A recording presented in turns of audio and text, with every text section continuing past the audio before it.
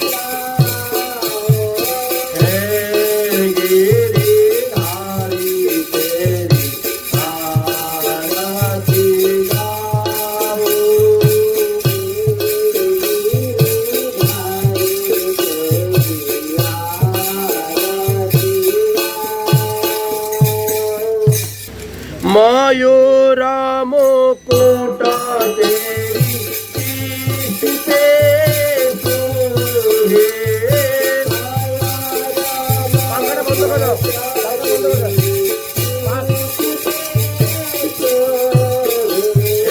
मयूरा मुकुट तेरी पीठ पे सोहे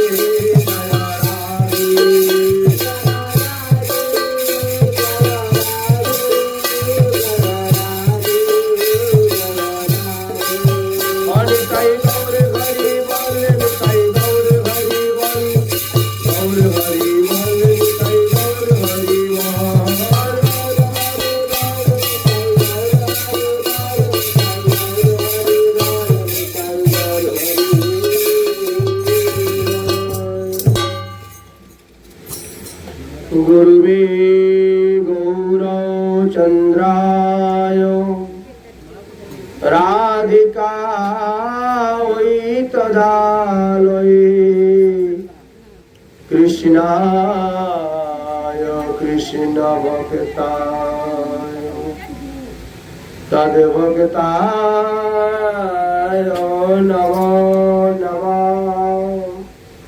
सती भक्तबृन्दगण, গতকালকে আমরা মহাপ্রভু গয়া হইতে আগমন, ভাবাবেশ প্রকাশ এবং বৈষ্ণব সেবা দিবেন এই পর্যন্ত আমরা আস্বাদন করেছিলাম।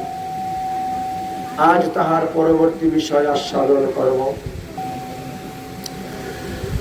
মহাপ্রভু স্বয়ং ভগবান হয়ে তিনি বৈষ্ণব সেবা দিলেন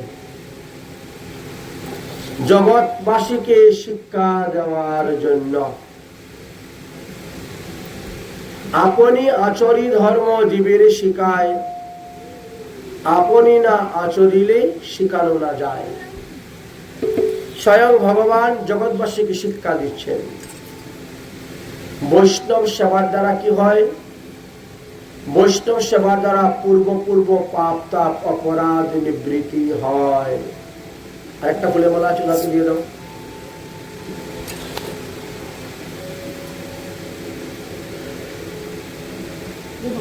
আরে সবারে শিকানো প্রভু,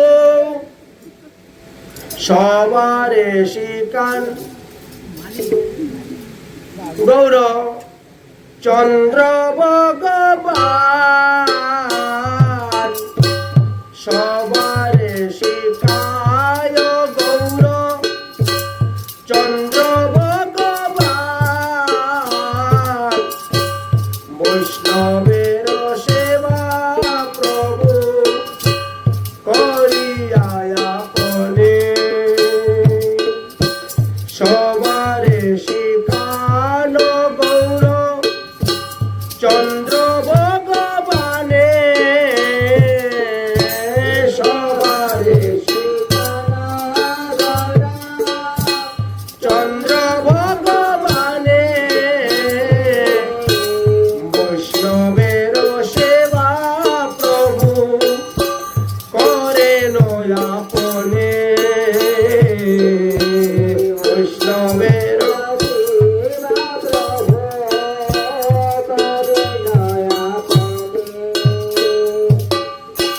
সাজি বহে জুটি বহে লজ্জা নাহি করে, সাজি বহে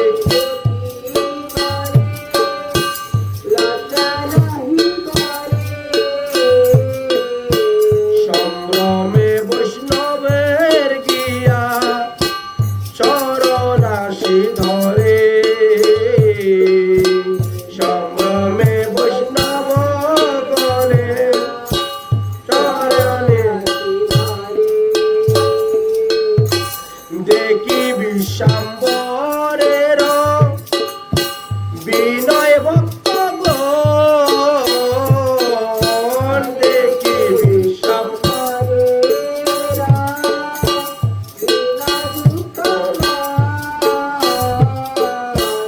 ও কৈতবে আশীর্বাদ করে সর্বজন।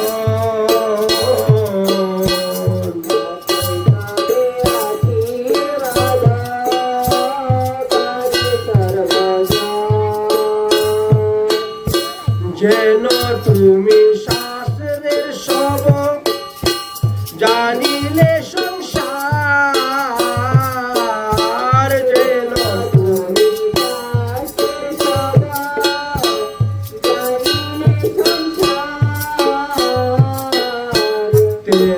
কৃষ্ণ ভক্তি কর পাষণ্ডী সংহার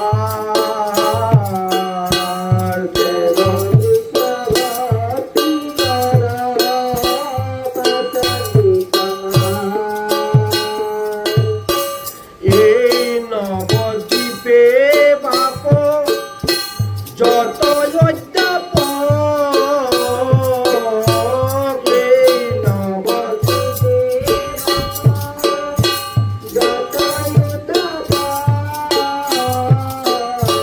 কৃষ্ণ ভক্তি বাঁকানিতে সবে হয় কৃষ্ণ ভক্তি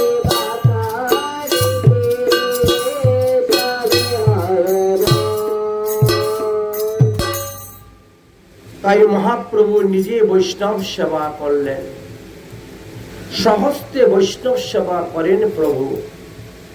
জগৎবাসীকে শিক্ষা দিচ্ছেন বৈষ্ণব সেবার দ্বারা পূর্ব এবং পরপর সমস্ত পাপের নাশ হয়ে যায়। একজন শুদ্ধ সদাচারী বৈষ্ণবকে যদি কেউ এক মুষ্টি অন্ন ভোজন করায়, তাহলে 1,00,000 অবৈষ্ণব ব্রাহ্মণ ভোজন করানোর ফল পাওয়া যায়। বলছেন তুমি খাইলে হয় কোটি ব্রাহ্মণ ভোজন। অদ্বৈত প্রভু তিনার মাতা পিতার শ্রাদ্ধের সর্ব আগে হরিদাস ঠাকুরকে দিয়েছিলেন ভোগ প্রসাদ। ব্রাহ্মণ সমাজ তখন রেগে গিয়েছিলেন, আমাদেরকে নিমন্ত্রণ দিয়ে আনলেন, বর্ণনাং ব্রাহ্মণ গুরু, 4 বর্ণের গুরু হলাম আমরা, আর কি করলে তুমি? আমাদেরকে আগে না দিয়ে হরিদাসকে দিয়ে দিলে, আমরা এখানে অন্ন ভোজন করবই না। অদ্বৈত প্রভু করলেন তাতে আমার কোনো ক্ষতি নেই, আপনারা চলে গেলে না খেলে আমার বাপ মা নরকে যাবে না। নামাচার্য হরিদাস ঠাকুরের মতো একজন বৈষ্ণবকে সেবা করাইলে আপনাদের মতো কোটি ব্রাহ্মণ ভোজন হয়ে যায়। কিন্তু আমাদের সমাজে এইগুলা মানে না। সমাজে চাই বড় বড় মাছের মাথা, বড় বড় পাঠার মাথা, শ্রাদ্ধ শান্তি হলে 10 গ্রাম নিমন্ত্রণ করে ভালো ভালো খাওয়া। যদি প্রসাদ দিয়ে কেউ ব্যবস্থা করে, লোক আসেই না শ্রাদ্ধে। যারা যারা দাহ সংস্কার করতে যায়, শবদাহ, এদের জন্য ভালো ভালো খাবার। কিছু কিছু জায়গায় দেখলাম আগে মদের বোতল আসে, মদ টদ খাইয়ে তারপরে মরা কাঁধে নিয়ে যায় জ্বালানোর জন্য। এই সমস্ত কুসংস্কার, এতে তো মৃত ব্যক্তিরও কল্যাণ হবে না, যে খাওয়াচ্ছে দিচ্ছে তারও কল্যাণ হবে না, আর যারা খেয়ে যাচ্ছে তাদেরও কল্যাণ হবে না। এই জন্য কুসংস্কারের হাত থেকে আমাদেরকে বেরিয়ে আসতে হবে। সুসংস্কার আমাদেরকে জানতে হবে, শিখতে হবে, বুঝতে হবে। এই জন্য বরাহ পুরাণ, গরুড় পুরাণ, শ্রীমদ ভাগবত মহাপুরাণ, নারদ পঞ্চরাত্র, এই সমস্ত গ্রন্থ সংগ্রহ করুন, দেখুন, পড়ুন, বুঝুন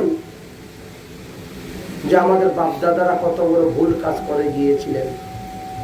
তাদের দেখা দেখি আমরাও ভুল কাজ করে যাচ্ছি।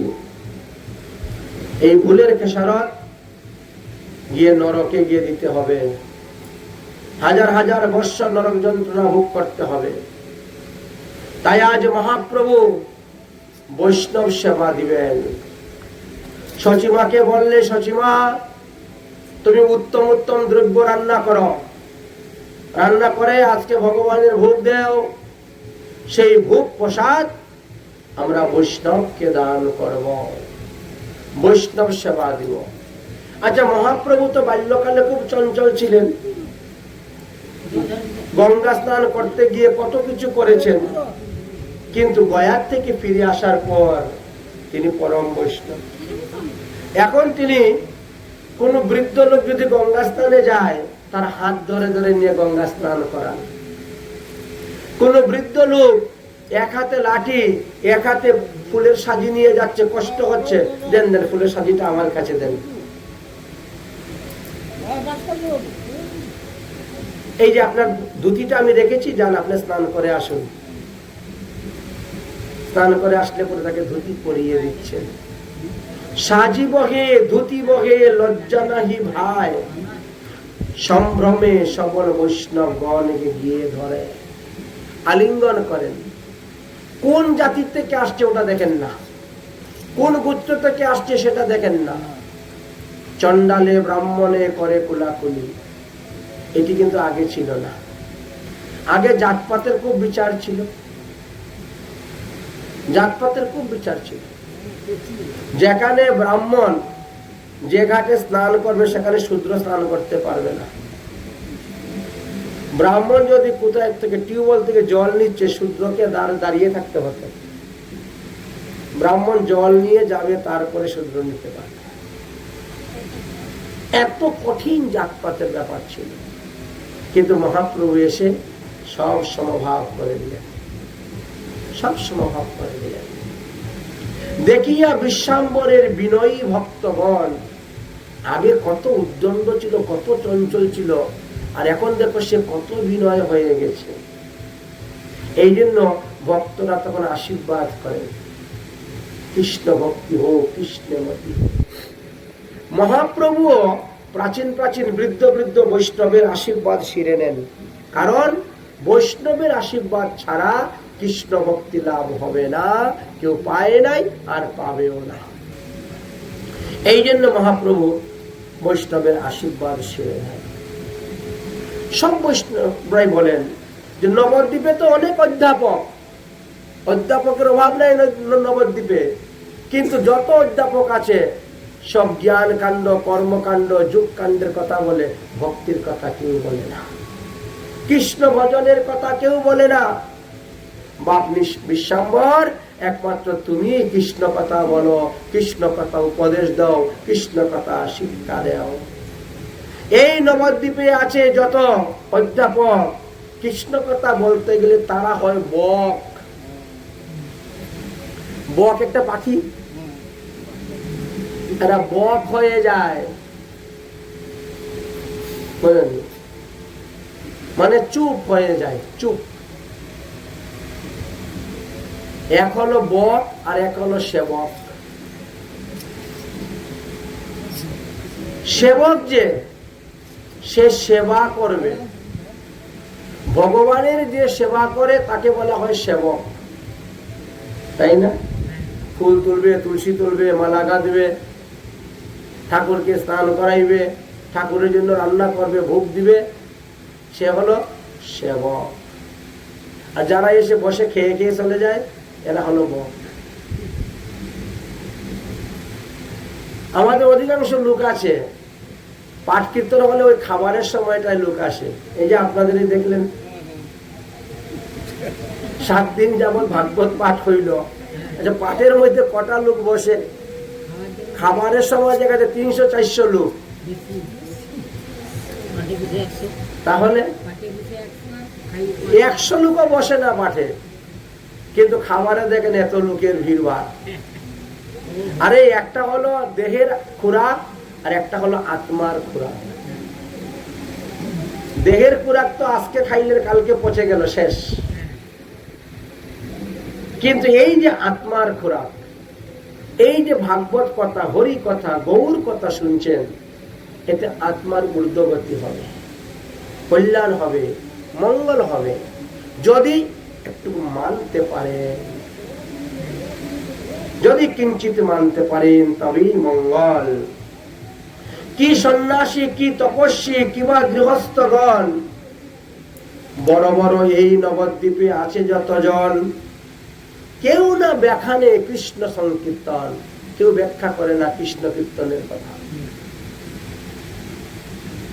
কেউ ব্যাখ্যা করে না। সবে মাত্র তুমি বলিলে কৃষ্ণ মহাধন। নিমাইয়ের প্রশংসা করছে এখন নবদ্বীপের লোক, একমাত্র নিমাই বলে বেড়ায় যে কৃষ্ণ মহাধন, এই ধন সঙ্গে যাবে, আর হাতি ঘোড়া মাল খাজানা যা কিছু আছে বাড়িঘর সব পরে থাকবে। একমাত্র হরিনামটাই আমাদের সঙ্গে যাবে।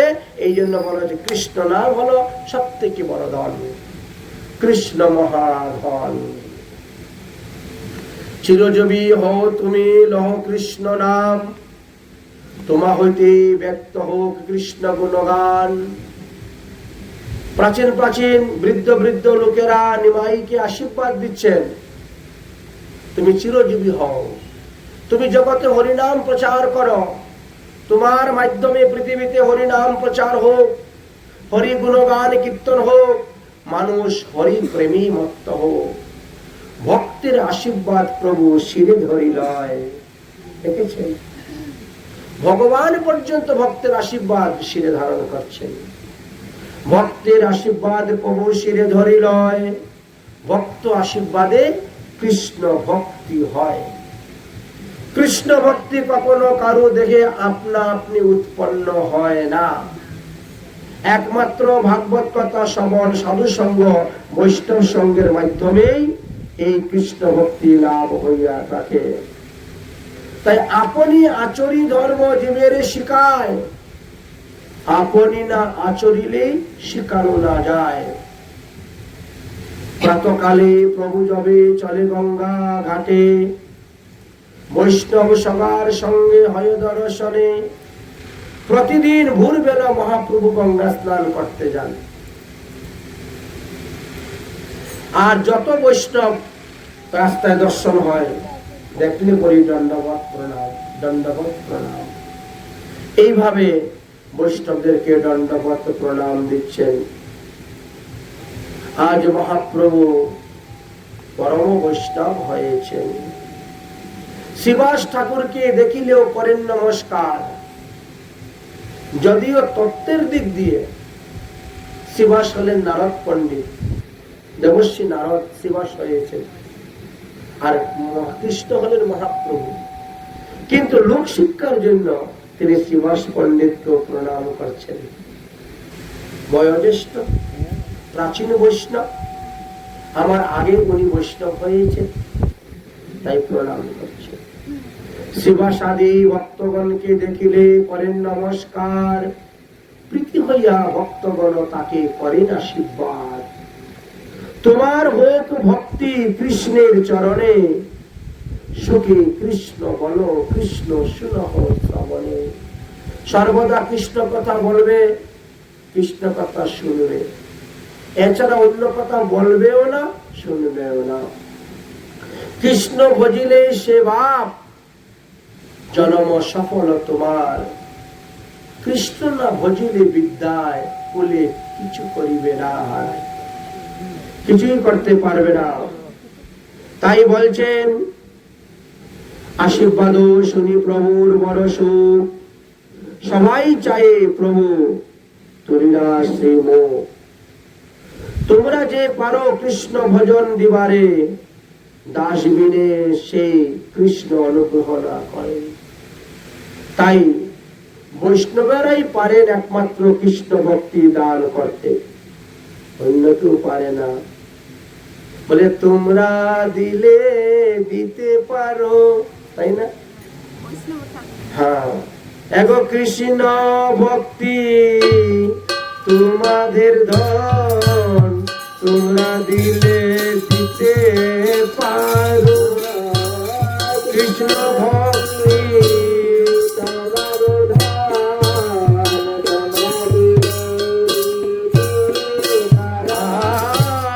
কৃষ্ণ ভক্তি তোমাদের ধন, তোমরা দিলে দিতে পারো।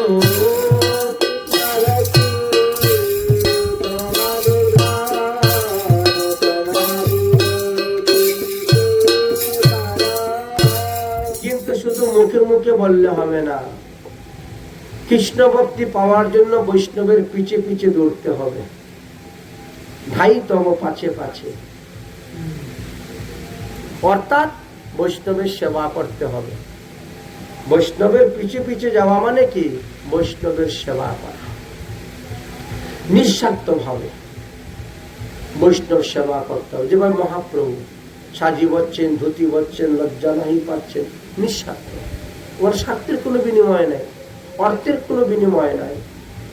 এইভাবে যাই হোক, তাই বলছে তোমরা সভা সেবিলে কৃষ্ণ ভক্তি পাই, এত বলি করুণায় ধরেন গিয়ে ঠাই। বৈষ্ণবের কৃপাতে কৃষ্ণ ভক্তি পাওয়া যাবে, তাই মহাপ্রভু বৈষ্ণব সেবা দিলেন। বৈষ্ণবগণ আসলেন, বসলেন, তারপরে মধ্যাহ্ন ভোগ হলো, তারপরে সবাই প্রসাদ পেলেন। শুধু এখানেই শেষ নয়, যে সমস্ত বৈষ্ণবগণ গঙ্গা মৃত্তিকা দিয়ে তিলক করেন,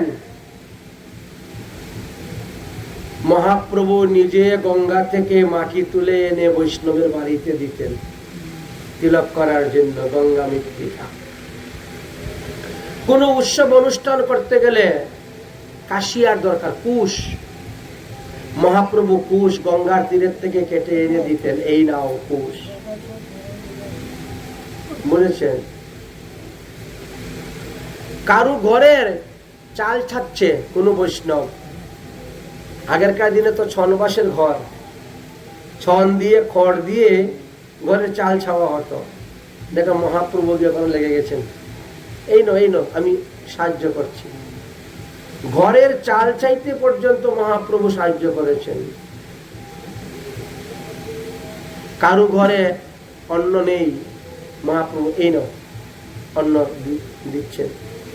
সকল বৈষ্ণবগণ হাহাকার করে, কি করো কি করো, ওই যে চাল চাইতে চলে যাচ্ছেন, ঘর চাইতে চলে যাচ্ছেন, আরে কি করো কি করো। এই মতো প্রতিদিন প্রভু বিশ্বম্বর আপন দাসের হয় আপনি কিঙ্কর। ভগবান নিজের দাসের কিঙ্কর তিনি হয়েছেন। মথুরাতে বিঠ্ঠল দেব নামে এক ভক্ত ছিল, সে যখন চাল চাইতো বলেছেন, তো ওর স্ত্রী চালের নিচে থেকে পুর দিত, মানে একটা বাঁশে আছে ওইটাকে ওইভাবে দিব, তারপর উপর থেকে বাঁশের বেতটা দড়ি দিলে, তখন তো বেত দিয়ে বাঁধতে হতো, বাঁশ দিয়েই। এমনও দিন গিয়েছে তখন তো দড়ি ছিল না, ওই বাঁশের থেকেই তৈরি করতো। এটা কি বলা হয় পাতলা করে? চিরাঠি বলে, আমাদের এখানে বলে এটাকে বেত। বুঝেছেন?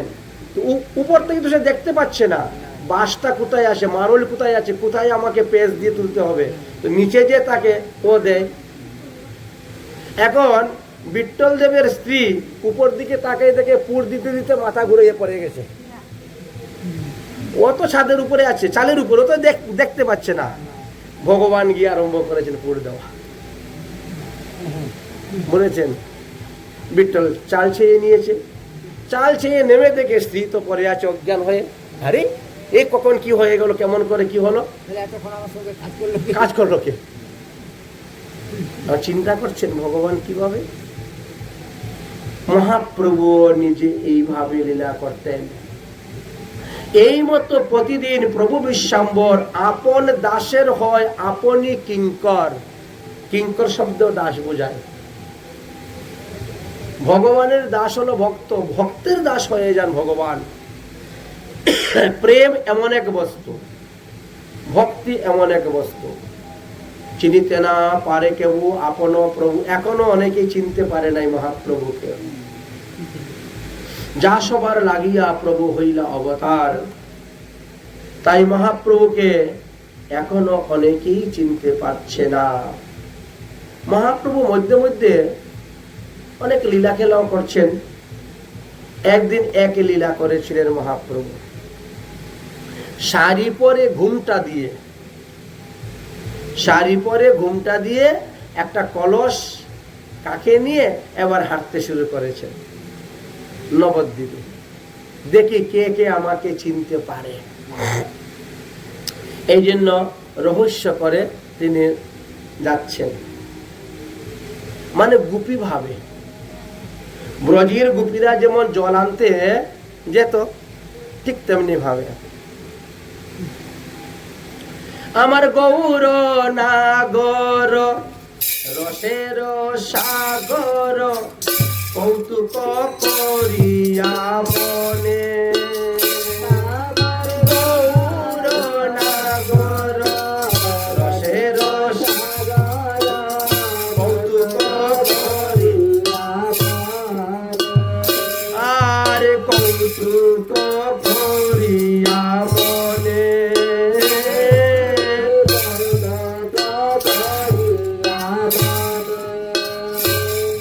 আরে ধরি নারী বেশ নগরে প্রবেশ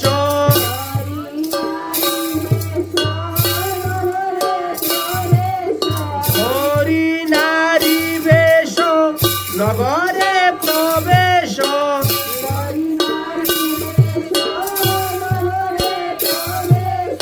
অশেষ চাতুরি জানে অশেষ চাতুরি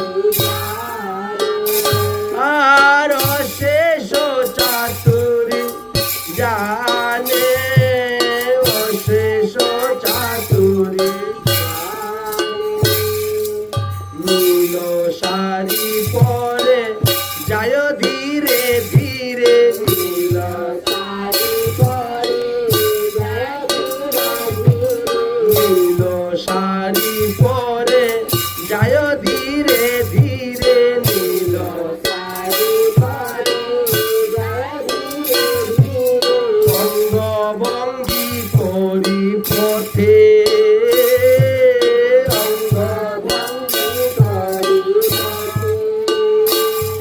আর অঙ্গভঙ্গি করি পথে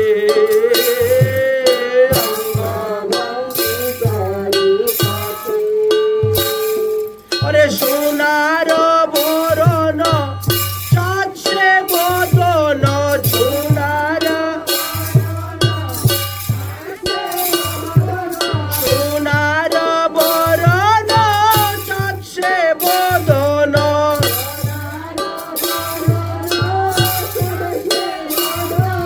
ঘুমটা চাপিল তাতে ঘুমটা চাপিল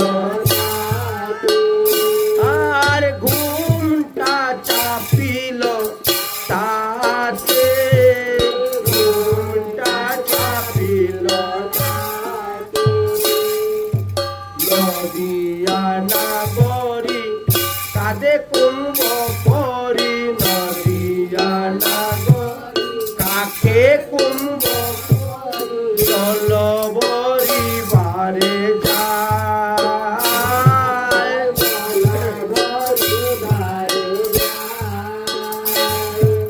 নদিয়া নাগরী কাকে কুম্ভ করি নদিয়া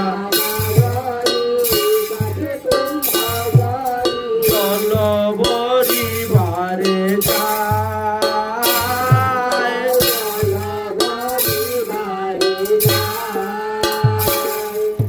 হে নকালে পথেতে দেখে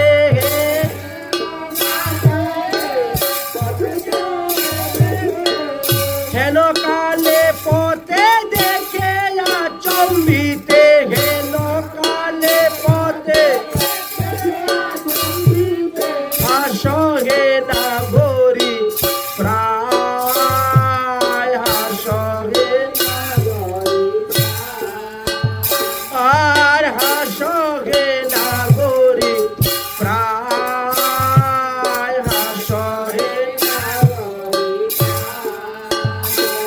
বলে আমাদের বাড়ি এসে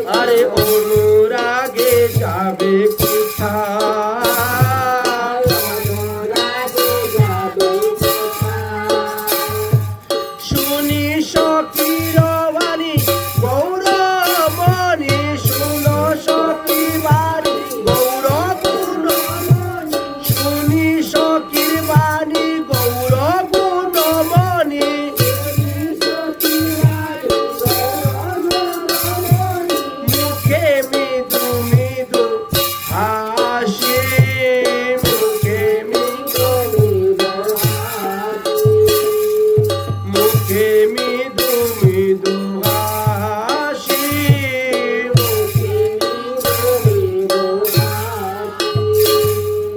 হাসির সহিত কেশর দুলেছে,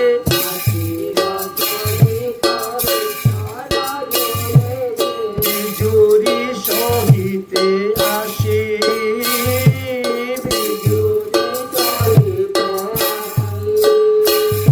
আরে রসময় তথা হাসি কয় কথা,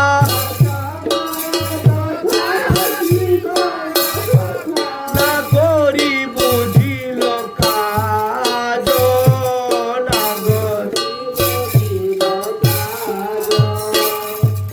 এলোচন কহে না গরি যে নহে, এলোচন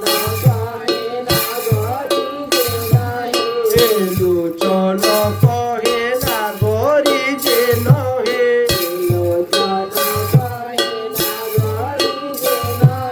গৌরাঙ্গ রসিকরা,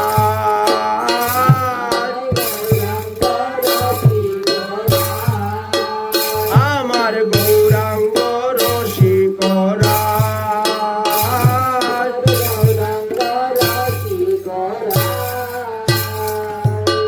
এইভাবে মহাপ্রভু কোনদিন গোপী ভাব, কোনদিন ভক্ত ভাব, কোনদিন বা নিজেকেই প্রভু ভাবে তিনি ভাবতেন। এদিকে অদ্বৈত আচার্য ভক্তি ধর্ম প্রচার করে যাচ্ছেন। অদ্বৈত আচার্য একদিন গীতা পাঠ করতে বসেছেন। সমস্ত ভক্তদের সামনে গীতা পাঠ করতে করতে গীতার 13 নম্বর শ্লোকের 13 নং অধ্যায়ের অর্থের ব্যাখ্যাটা ঠিক বুঝতে পারছেন না, শ্লোকের তাৎপর্যটা ঠিক বুঝতে পারছেন না। এই শ্লোকের কি অর্থ হয়? সর্বত্র পানি পাদিত্যম সর্বতম অক্ষিম শিরো মুখম, এ কেমন করে হয়? সব দিকে ভগবানের পা, তাহলে আপনি কোন দিকে পা দিয়ে ঘুমাবেন? আমাদের বলে না, এই পূর্ব দিকে পা দিয়ে ঘুমাতে নাই, পশ্চিম দিকে মাথা দিয়ে ঘুমাতে নাই, উত্তর দিকে মাথা দিয়ে ঘুমাতে নাই, দক্ষিণ দিকে পা দিয়ে ঘুমাতে নাই, তাই না? এখন গীতাতে যে বলছেন সর্বত্র পানি পাদম তৎ, সব দিকে ভগবানের হাত, সব দিকে ভগবানের পা, সর্বতম অক্ষিম শিরোমুখম, সব দিকে ভগবানের চোখ, সব দিকে ভগবানের মাথা, সব দিকে ভগবানের মুখ, সর্বত্র শ্রুতিমলোকে, সব দিকে ভগবানের কান, হ্যাঁ, সর্বমাবৃতিম তিষ্ঠতি, সবকিছুর মধ্যে ভগবান আছেন। কোন বস্তুর মধ্যে ভগবান নেই? একেবারে পিপিলিকা হইতে আরম্ভ করে হাতি পর্যন্ত, যত বড় প্রাণী হোক আর যত ক্ষুদ্রই হোক, ক্ষুদ্রাতি ক্ষুদ্র জীব হইতেও যত বৃহৎ জীব হোক না কেন, সবার মধ্যেই ভগবান পরমাত্মা রূপে বাস করতেছেন। সবার মধ্যে ভগবান বাস। সূর্য যেমন অনন্ত কিরণ বিকশিত করে বিরাজমান, তদ্রূপ পরমাত্মা ভগবান, পরমেশ্বর ভগবান সর্বব্যাপী সর্বরূপী বিরাজমান। একেবারে ব্রহ্মা থেকে আরম্ভ করে একেবারে ক্ষুদ্রাতি ক্ষুদ্র জীব পিপিলিকা পর্যন্ত সমস্ত জীবের আশ্রয় তত্ত্ব হলেন ভগবান। কিন্তু এই শ্লোকের ব্যাখ্যাটা অদ্বৈত প্রভু বুঝতে পারছেন না। ঠিক সঠিকভাবে তাৎপর্যটা আলোচনা করতে পারলেন না। সে মনে দুঃখ পেলেন। দুঃখ পেয়ে তিনি অনাহারে, যতক্ষণ পর্যন্ত এই শ্লোকের যথার্থ তাৎপর্য আমি না বুঝবো, অর্থ না বুঝবো, ততক্ষণ পর্যন্ত আমি অন্ন জল গ্রহণ করব না। এইরকম সংকল্প নিয়ে তিনি পরে আছেন বিছনায়। মধ্যরাত্রে মহাপ্রভু উপস্থিত স্বপ্ন যুগে। মধ্যরাত্রে স্বপ্ন যুগে গিয়ে মহাপ্রভু উপস্থিত হয়ে গেলেন। উপস্থিত হয়ে তিনি সমস্ত তত্ত্ব ব্যাখ্যা করে বুঝিয়ে দিলেন।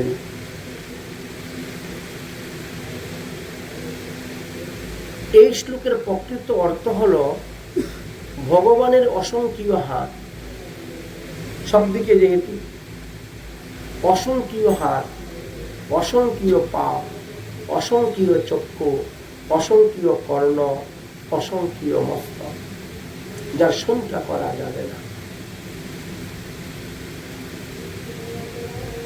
আমি সকল দেশে, সকল নগরে, প্রতি ঘরে ঘরে অবস্থান করতেছি।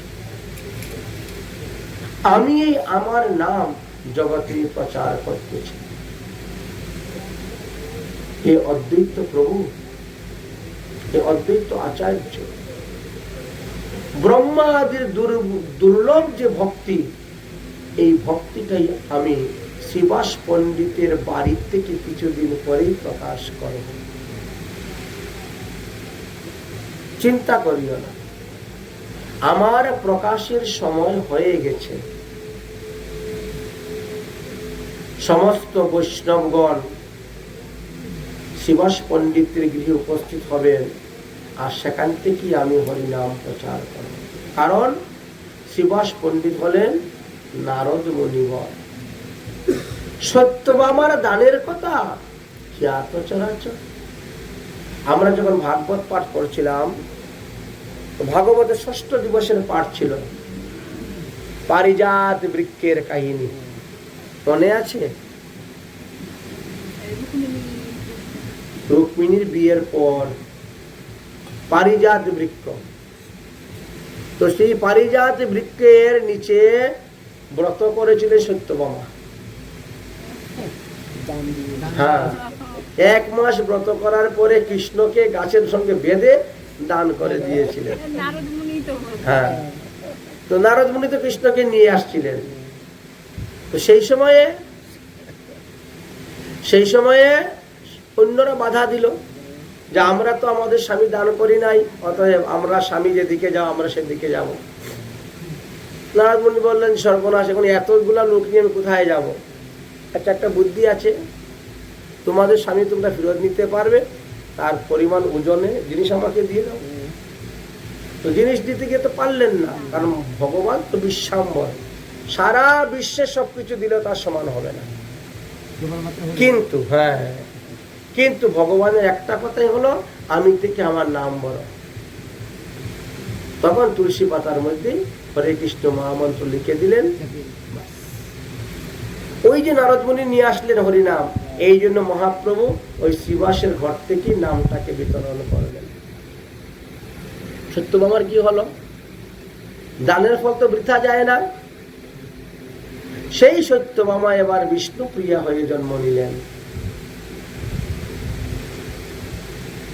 তাই ত্রেতা যুগে যিনি সত্যভামা ছিলেন,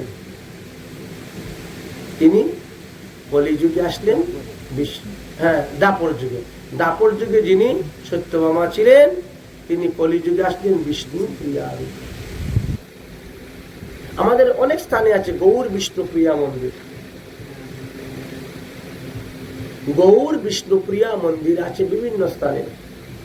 গৌর বিষ্ণুপ্রিয়া সেবা পূজা হয়। তো কিছু কিছু নৈষ্ঠিক ভক্ত আছেন,